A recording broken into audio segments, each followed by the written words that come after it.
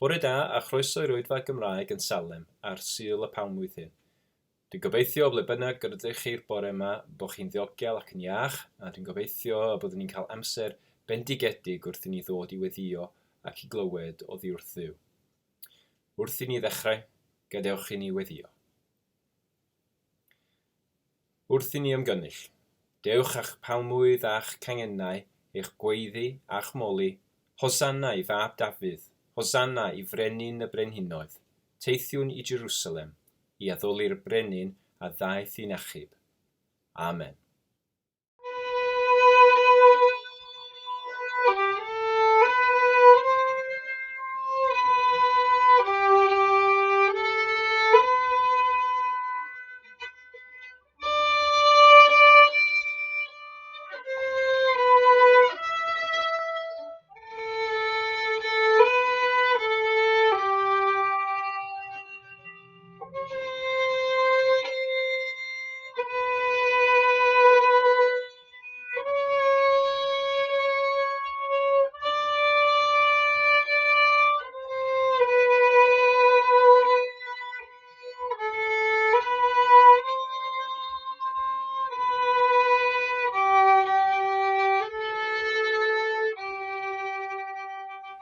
Mathew 21, 1-11.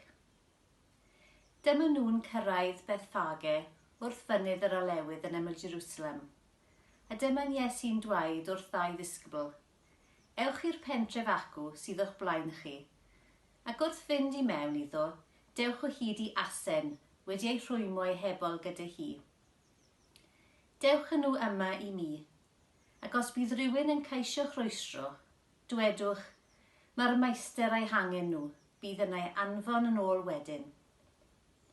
Digwyddodd hyn mwyn i beth wedodd Duw drwy ei broffwyd ddod yn wir. Dwed wrth bobl Sion, edrych, mae dy frenin yn dod. Mae'n addfwyn ac yn marchogaeth ar asen, ie, ar ebol asyn. I ffwrdd â'r disgyblion a gwneud yn union beth wedodd Iesu wrthyn nhw. Pan ddaethon nhw ar asen a'i hebol yn ôl, dyma nhw'n taflu eu cotiau drostyn nhw, a dyma'n Iesu'n eistedd arnyn nhw. Roedd tyrfa fawr yn gosod eu cotiau fel carped ar y ffordd o'i flaen, neu dorri dail o'r coed a'i lledu ar y ffordd. Roedd y dyrfa tu blaen a'r tu ôl iddo yn gweiddi, Hosanna, clod i fab Dafydd. Mae'r un sy'n dod i gynrychioli'r arglwydd wedi ei fendithio'n fawr. Clod i Dduw yn y nefoedd uchaf. Roedd y ddinas gyfan mewn cynnwrf pan aeth Iesu mewn i Jerusalem. Pwy ydy hwn, meddai rhai? Ac roedd y dyrfa o gwmpas yn ateb, Iesu, y proffwyd o Nazareth yn Galilea. Mae'r lockdown wedi cael effaith wahanol ar bob un ohono ni, dwi'n siŵr. Un o'r heriau rydyn ni wedi bod yn delio efo yn ein teulu ni yw dros sut y gallwn ni edrych ar ôl ein dau blentyn ifanc yn y ffordd orau. Sut dyn ni am barhau efo ei addysg nhw a chael dipyn bach o hwyl ar yr un pryd, a gwneud ein gorau allan o'r sefyllfa dyn ni yn. Dyn ni wedi bod yn gwneud arlunio llawer o brosiectau crefft fach, ac weithiau mae rhain yn mynd yn dda, ac weithiau dim cymaint. Falle bod y wyneb ar lun yn troi allan yn anghywir neu rhywbeth fel yna. Ac fel rhiant, dwi'n ceisio cynnig help i ddatrys y broblem, ond llawer o weithiau, dydy'r help dwi'n cynnig ddim y math o help mae fy mhlant isio ei dderbyn. Yn aml, yr help maen nhw isio, mae'n rhywbeth benodol iawn. Maen nhw isio help, ond maen nhw isio cadw rheolaeth. Ac wrth gwrs, i blant bach, mae'n rhywbeth hollol naturiol. A hyd yn hyn, dyn ni fel arfer wedi gallu dod o hyd i ffordd i drwsio beth bynnag ydy'r problem. Mae'n darlleniad y Mathew yn edrych ar y foment hon pan ddaw Iesu i Jerusalem fel brenin. Mae'r bobl yn ei groesawu, maen nhw isio iddo fod yn frenin, ond roedd Iesu'n fath gwahanol o frenin i'r un roedden nhw ei ddisgwyl amdan mewn gwirionedd. Y deyrnas roedd Iesu yn ei sefydlu, doedd e ddim math o deyrnas roedd y bobl yn ei ddeall yn iawn. A byddai'r help roedd brenin Iesu wedi dod i'w roi yn y pen draw yn rhywbeth gwrthododd y bobl. A'r digwyddiadau wythnos yn diweddarach o'r foment hon, lle byddai'n cael ei ladd ar groes ac yn marw. Ac wrth gwrs, os ydych chi'n gwybod stori Pasg, ydych chi'n gwybod nad dyna oedd y diwedd, bod Duw 3 diwrnod yn diweddarach yn codi Iesu yn fyw. I rhoi hyn mewn ychydig o gyd-testun, pan ddaw Iesu mewn i'r ddinas yn y ffordd dyn ni'n darllen amdani yn Matthew, mae'n rhywbeth bwriadol iawn ar ran Iesu. Mae'n gosod ei hun yn bwriadol iawn fel brenin Duw, sef y Meseia, sy'n dod i achub y bobl. Mae Iesu'n dewis teithio ar ebol i gyflawni'r geiriau'r proffwyd Secaria. Dwed wrth bobl Sion, edrych, mae dy frenin yn dod. Mae'n addfwyn ac yn marchogaeth ar asen, ar ebol asyn. Mae'r torfeydd yn ei tro yn gweiddi allan, Hosanna, rhywbeth sy'n golygu achub ni. Mae'r ffordd y mae Iesu'n cael ei dderbyn fel brenin yn edrych yn debyg iawn i sut fydd brenin yn dod yn ôl ar ôl buddugoliaeth mewn rhyfel. Y gwahaniaeth yma oedd y ffaith nad oedd buddugoliaethau Iesu yn erbyn gelyn dynol, sef a human enemy, ond yn erbyn yr hyn yr oedd yn anghywir ac wedi torri yn y byd. Buddugoliaethau Iesu oedd y rhai sâl oedd wedi cael ei iachau, y llygaid dall mae wedi ei agor, y rhyddid yr oedd wedi rhoi rhai efo ysbrydion drwg, y rhai oedd angen y bwyd rhoddodd fwyd iddynt. Buddugoliaethau Iesu yw'r ffyrdd y mae wedi dangos cariad a thrygaredd Duw mewn ffordd mor bwerus.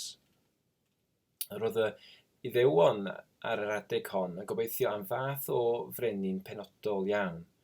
Roedden nhw eisiau brenin rhyfelgar, un allai drechu'r Rhufeiniaid a oedd yn meddiannu eu cenedl. Roedden nhw eisiau brenin cyfiawn hefyd a fyddai'n adfer addoliad cywir Duw yn y genedl ac addoliad cywid yn y deml Iddewig. Roedden nhw hefyd yn eisiau brenin gwleidyddiol fel yr hen frenin Dafydd a fyddai'n llywodraethu'n gyfiawn ac yn gywir.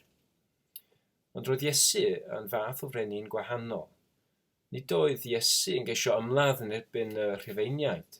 Ymladd Iesu, fel mae'r Beibl yn dweud, oedd un yn erbyn pwerau pechod a pwerau marwolaeth, brwydr y byddai'n ei ennill ar y groes.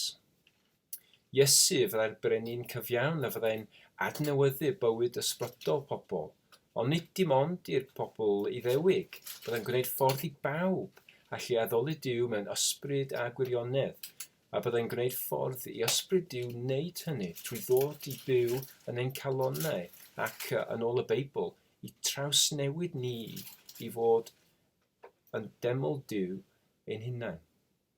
Daeth Iesu i lywodraethu hefyd fel brenin dros bobl, ond nid efo'r pŵer gwleidyddol hwnnw sy'n mynnu y fuddod, ond trwy bobl ddewis fel penderfyniad rhydd eu hunain i ildio eu bywydau iddo fe. Y bobl a fyddai ar y diwrnod hwn yn croesawu Iesu mewn ychydig o ddyddiau diweddarach byddwn nhw'n troi yn ei herbyn. Oedden nhw eisiau brenin, ond nid y fath o brenin a oedd Iesu.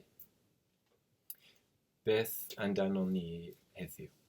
Ydyn ni eisiau Iesu i fod yn frenin yn ein bywydau ni?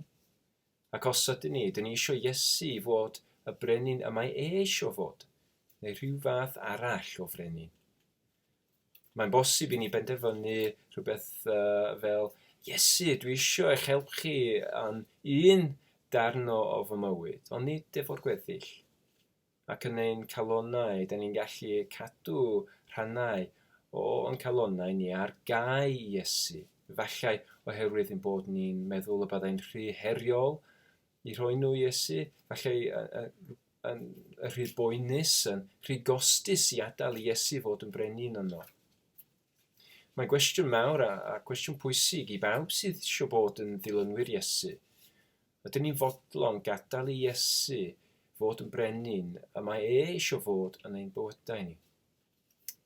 Dwi'n credu mai rhan o'r reswm y mae hyn yn gallu bod mor anodd i Gristnogion yw achos dyn ni'n anghofio'r hyn y mae Iesu yn ei addo i ni os ni yn gadael iddo fe fod yn brenin. Brenin dros ein bywydau cyfan gan ddal dim yn ôl. Mae hyn yn bwysig oherwydd roedd gan Iesu newyddion da iawn i ni os ydym ni'n penderfynu gwneud ein frenin yn ein bywydau ni. Ac nid yn unig y newyddion da iawn am fywyd ar ôl marwolaeth trwy ffydd ynddo fe.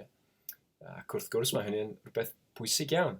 Ond roedd gan Iesu newyddion da iawn am addewid Duw i'n helpu ni nawr yn y bywyd hwn.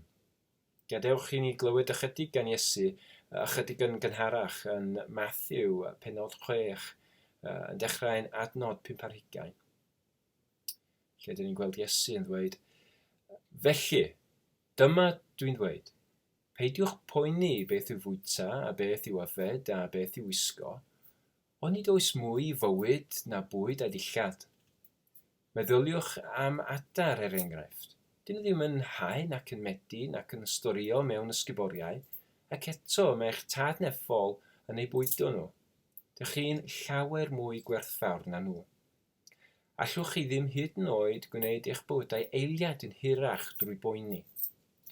A phan poeni am dillad, meddyliwch sut mae blodau gwyllt yn tyfu.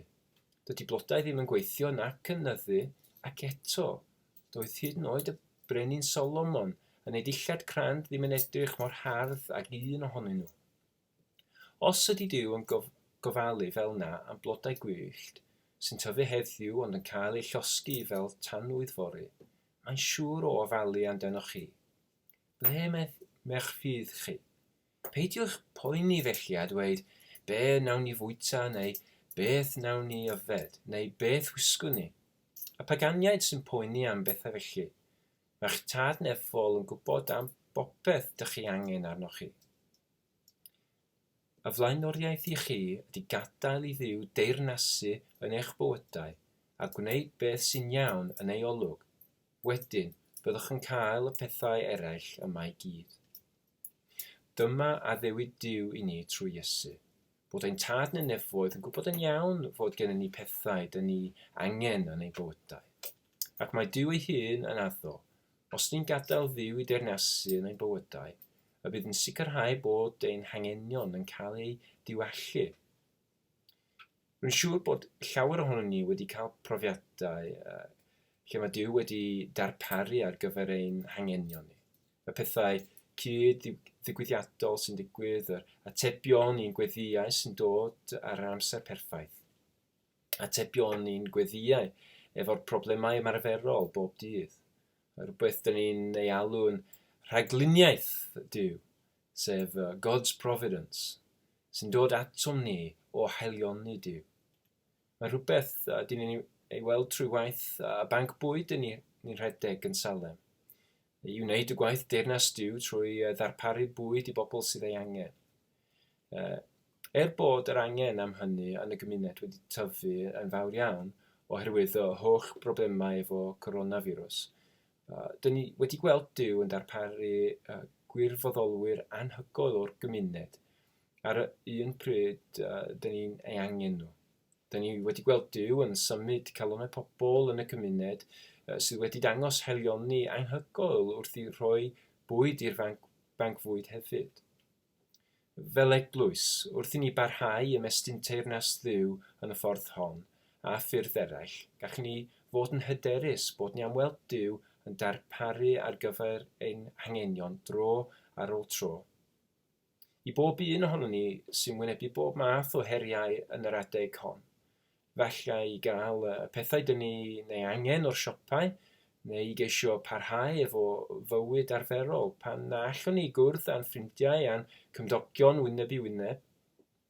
Beth bynnag ydw, rhywbeth bach neu rhywbeth fawr. Gallwn ni gymryd anogaeth bod Duw yn ein sicrhau ei fod yn gwybod yn union beth dyn ni angen.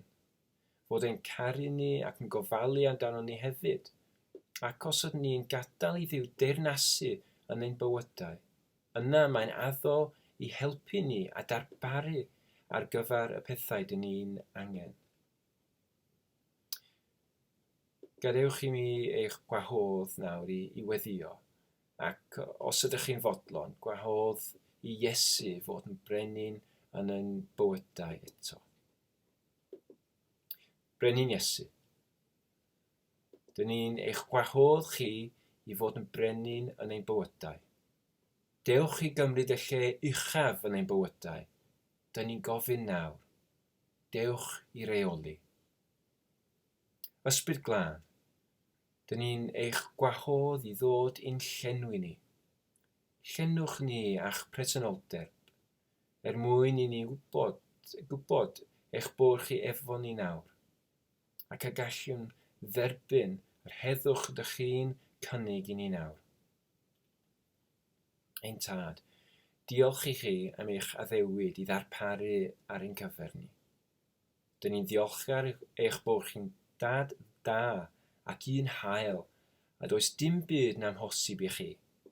A dyn ni'n gofyn i chi wrth ni wynebu bob math o angenion ymarferol dros y dyddiau i dod, a byddwn yn darganfod ein hunan sut mor ffyddlon wyt ti i'ch gair. Amen. Ein Tad, yr hyn oed yn y nefoedd, sancteiddio dy enw, deled dy dyrnas. Gwyneler dy ywellus megis yn y nef, felly ar y ddair hefyd. Dwrw i ni heddiw ein bara bynyddiol, a maddau i ni ein dylydion, fel y maddau ninnau'r un dylydwyr. Ac nac arwain ni y broffedigaeth, aeth y gwarad ni rhag drwg. Canasaiddo ti yw'r deyrnas, a'r neth, a'r gogoniant, yn oes oesoedd. Amen.